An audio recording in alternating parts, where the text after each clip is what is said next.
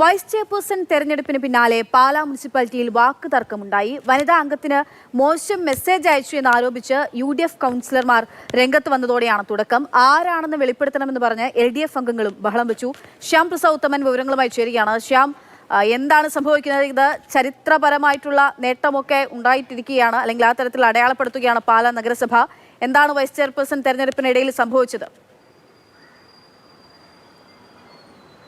പക്ഷേ അതായത് vice chairperson തിരഞ്ഞെടുപ്പ് 2:30 ആരംഭിച്ചത്. തിരഞ്ഞെടുപ്പ് കഴിഞ്ഞ് പിന്നീട് ഈ ചെയർപേഴ്സണ് ആശംസകൾ അറിയിക്കാനുള്ള സംസാരത്തിനിടെയാണ് ഈ കോൺഗ്രസിൻ്റെ തന്നെ ഒരു അംഗം ഇത്തരത്തിൽ എഴുന്നേറ്റ് നിന്നുകൊണ്ട് ഇന്ന് ഉച്ചയോടുകൂടി ഈ മായ രാഹുൽ ആണ് വൈസ് ചെയർപേഴ്സണായിട്ട് തിരഞ്ഞെടുത്തത്.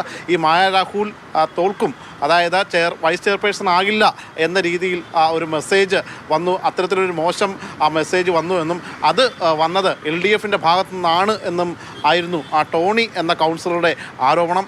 ഈ ആരോപണമാണ് പിന്നീട് ഇടതുപക്ഷത്തെ കൗൺസിലർമാരെ ചൊടിപ്പിച്ചത്. കേരള കോൺഗ്രസ് തുടർന്ന് അങ്ങോട്ടുള്ള സമ്മേളനത്തിൽ നിന്നും വിട്ടുനിൽക്കുകയും ഇറങ്ങിപ്പോവുകയും ചെയ്തിട്ടുണ്ട്.